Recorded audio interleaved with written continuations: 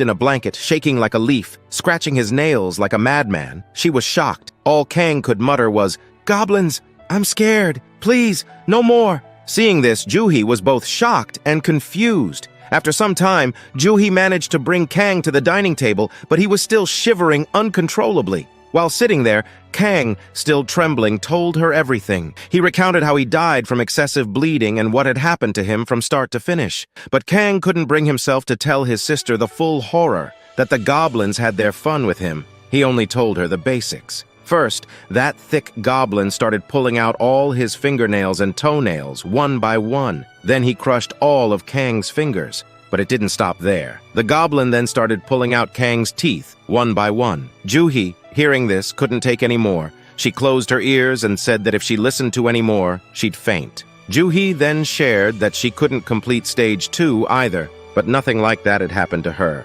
She had died from just one shock from a normal goblin. She then asked Kang, "Is that why you were crying?" At that moment, Kang felt deeply ashamed that he had cried in front of his younger sister. Trying to defend himself, Kang stood on his chair and shouted, "Because you haven't experienced all this yourself, you can't understand!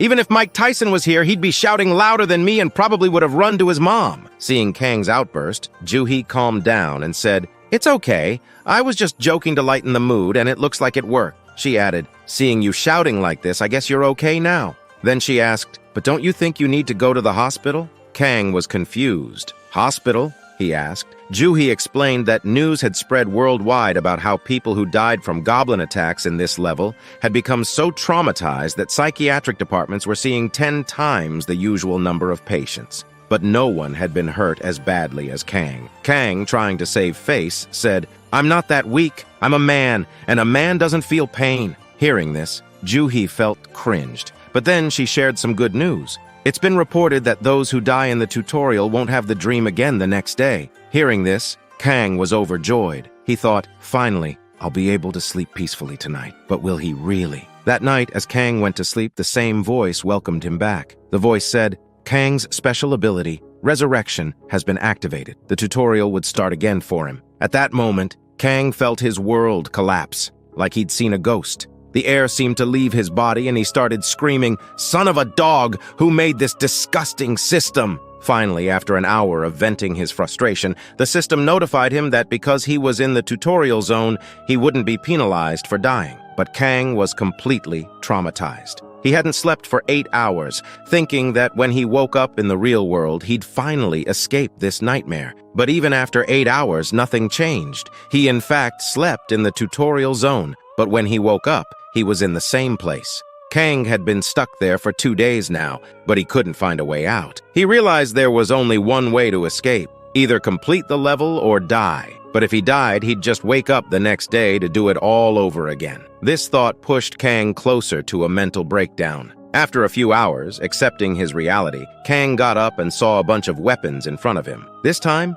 he chose 2. A crossbow for long-distance kills, and a heavy weapon for close combat. He felt pretty confident about the crossbow. "Let me show you," he said. "I used to be a great shot as a kid." With intense focus, he aimed for the thick goblin's forehead, but the arrow only grazed the goblin's cheek. Nothing happened. The thick goblin turned around, saw Kang, and started drooling. Kang knew that if this goblin caught him again, the same thing would happen all over again. Kang also had a spear with him, so he grabbed it and prepared to fight. Since the spear was a long weapon, he managed to kill a small goblin easily. Seeing this, he was thrilled, but as soon as he tried to pull the spear out of the goblin's chest, he realized it was stuck in the bones. Before Kang could free the spear, the thick goblin crushed his head, killing him instantly. Kang woke up again, clutching his chest, gasping for air, but this time he was strangely happy. At least he had died in one shot and avoided the torture. Day 3 rolled around, and Kang found himself back in the same place. The system notified him again that Stage 2 was about to start. By now, Kang was fed up with hearing the system notifications.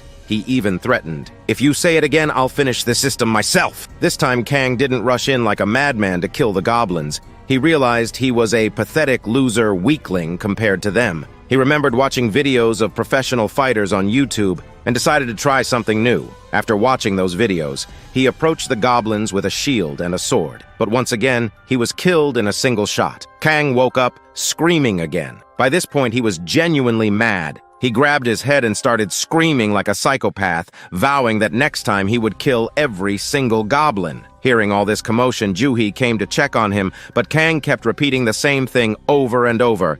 "I'll kill you, I'll kill every goblin." It was like the soul of the goblin slayer had possessed him. Seeing all this, Juhi thought to herself, one screw was loose in his mind before, now they've all come loose. By day 5, Kang had realized that watching videos on YouTube wasn't enough. He needed real-life experience. So in the same cave where he kept spawning, he took his sword and started practicing for hours, swinging it over and over. He trained relentlessly, even though he was exhausted, but his hard work paid off. After swinging the sword for an hour, the system notified him that his stamina had increased by 1. This pushed Kang to go beyond his limits. Seeing this, Kang was thrilled, but he collapsed from exhaustion. Frustrated, he thought, after swinging the sword for 8 hours, only 1 stamina point increased? This is injustice. Then he remembered that he had an additional stat point, so he put it into his strength. Now, with an extra point in strength and increased stamina, he thought he could finally take down the goblin. Filled with confidence, he screamed as he charged at the goblin again, but once more, the goblin killed Kang in a single blow. Kang woke up screaming yet again. For the next 15 days, Kang returned to the tutorial zone like a madman. He exercised, did push-ups, trained with his sword, and increased his stats. When he got tired of training, he'd let the goblins kill him in one blow and return to the real world. But all this took a toll on Kang's mind. He was on the verge of a mental breakdown when the system notified him that he had acquired basic swordsmanship at level F. Seeing this, Kang was surprised. The system explained that this swordsmanship skill was only used by local thugs, but it was better than nothing. Kang didn't care about the details. He was just happy to have acquired a skill. Although he had been training for hours, as soon as he picked up his sword, something changed in him. His eyes turned red, and he started screaming like a madman, filled with an uncontrollable rage. He shouted, "Today I'm going to kill every single goblin." His voice echoed through the cave, filled with a mix of anger and desperation.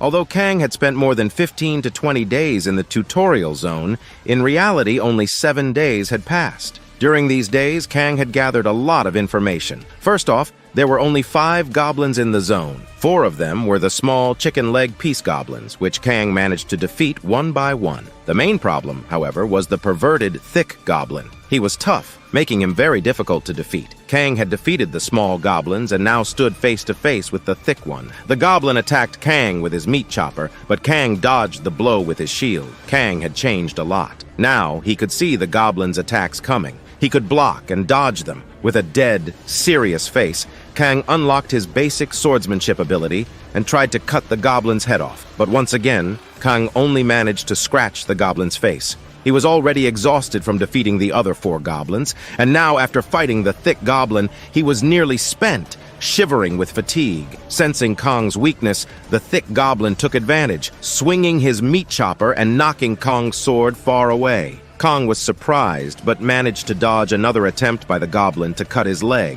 Smirking, Kang thought to himself that this goblin really enjoyed torturing him. After fighting him so many times, Kang had memorized the goblin's attack pattern. The goblin never tried to kill Kang outright. He just wanted to capture him alive and have fun torturing him. This knowledge gave Kang a small advantage. Taking that advantage, Kang quickly bent down and kicked mud into the goblin's face, causing him to cry out in pain as the dirt stung his eyes. The goblin shouted loudly in agony. Seizing the moment, Kang picked up a large stone and smashed it into the goblin's leg with great force, breaking it. The goblin screamed in pain, thrashing his meat chopper wildly. Kang circled behind him while the goblin was still reeling from the attack. By the time the thick goblin opened his eyes, it was too late. Kang, screaming, "I am the strongest! I am inevitable!" smashed the goblin's face with the stone, causing blood to gush from the goblin's mouth and nose. The thick goblin collapsed, his body trembling as he struggled to breathe. Kang was overjoyed, patting himself on the back and praising himself for his victory, but the goblin wasn't dead yet. He was unconscious. Kang's face twisted into a sinister smile, his eyes gleaming with revenge. With a chilling grin, he whispered, "I'm going to torture this bastard as much as he tortured me." And with that, Kang tortured the goblin until he was dead. As soon as the goblin died, the system congratulated Kang for clearing Stage 2. He was awarded 5 additional stat points